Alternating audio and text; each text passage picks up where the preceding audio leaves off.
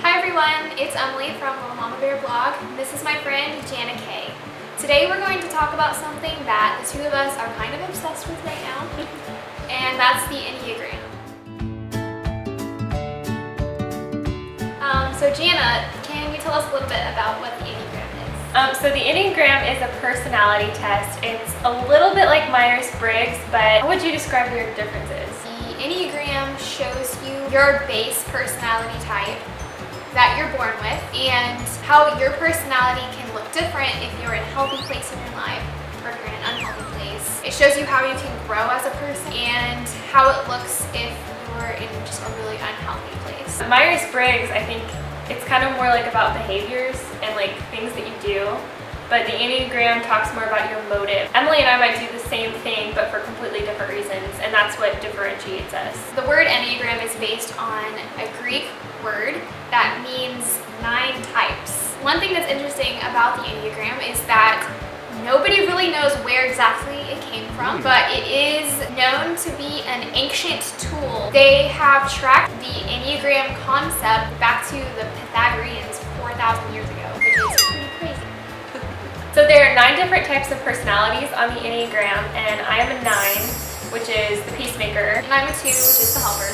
Okay, let's talk about each type and a little bit about them. A 1 is called the reformer, and they have a very strong sense of right and wrong. That's not how the Force works. They have a strong moral compass and a very loud inner critic that is always telling them that they're not good enough, that they could do better. A lot of the time, the reformer is able to notice small things that other people might not notice. An extreme example would be like the character Monk from the TV show. He's extremely OCD. He can walk in a room and notice that the chess pieces on the chessboard are uneven or something like that. A 2, that's me, that's the helper, also known as the giver. 2s basically thrive on helping other people. That can be in the form of giving something, and that can be in the form of giving assistance with something.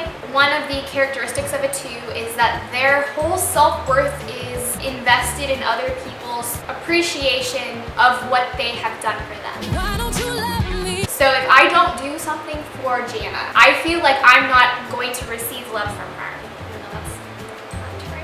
A 3 is known as the achiever. We have a couple of friends who are 3s. One of the biggest things that you notice about a 3 is that they are very focused in their work and they want to do their work well. I will look for you. I will find you. And I will kill you. This is different from a 1, the reformer, because they don't want necessarily to do it perfectly. They just want to be able to do it better than other people. Does that make sense? Huh? So we have a lot of friends who are 4s. 4s are called the individualist. A lot of 4s are artists. They are very extreme in their emotions, and this doesn't necessarily mean it's a bad thing, but 4s tend to be pretty self-absorbed. And if they're in an unhealthy place, they can be in a really, really dark place. And I know, like, whenever they're really happy, they're like really happy, and when they're sad, they're really, really sad. I can't eat. I can never eat when I'm in the depths of despair. But they also are great artists. I know a lot of writers and like performers who are 4s. Because they can experience those emotions like so fully, they can express that really beautifully, I think. Yeah, we have a lot of friends who are 4s too. And 5, I think my brother is a 5 and my little sister is a 5. My brother's also a 5. Yes. 5s are extremely intellectual. What are they called again? The intellectual. Aren't they like usually pretty withdrawn? Who's another example of somebody who's a 5? Like Sheldon from The Big Bang Theory. What you doing there? Working on a new plan to catch the Roadrunner? The humorous implication being that I am Wile E. Coyote? Yes. And this is a schematic for a bird trapping device that will ultimately backfire and cause me physical injury? Yes. And they're very in their head. They can be really, really sensitive, but they don't express that. You usually can't see what's going on behind their facial expressions. Like, they don't show their emotions very well. They have a difficult time expressing their emotions. They're usually really, really smart. I know all the 5s that I know are like way smarter than me. What's interesting to me about a 5 is they are so factual. Sometimes they are almost unable to understand at all somebody's emotions. Like my brother, he doesn't mind if I pick on him a little bit. usually need for you to give him facts whenever you're talking about anything. You can be talking about how good your sandwich was, and he would be like, What was on the sandwich? What is the chemical makeup of the components on the sandwich that made it taste good to you? Joy, who's my little sister, she's only 10, but she wants to follow all the rules perfectly. Whenever I'm driving and she'll be in the back seat, she'll be like, make sure you stop all the way at that stop sign. Jana, the speed limit is 40. Are you going 40? these are the facts. This is how you do things. 6 is the loyalist, right? My dad is a 6 and my little brother is a 6. A lot of times people will say they have a sixth sense. I see dead people. They can sense things about people that a lot of us cannot. My dad is actually an HR manager, which is perfect. He can meet somebody and automatically realize things about them, and he can walk in a room and sort of like read the emotional temperature of a room. I know a lot of 6s struggle with anxiety. We'll be destroyed for sure. This is madness. We're doomed.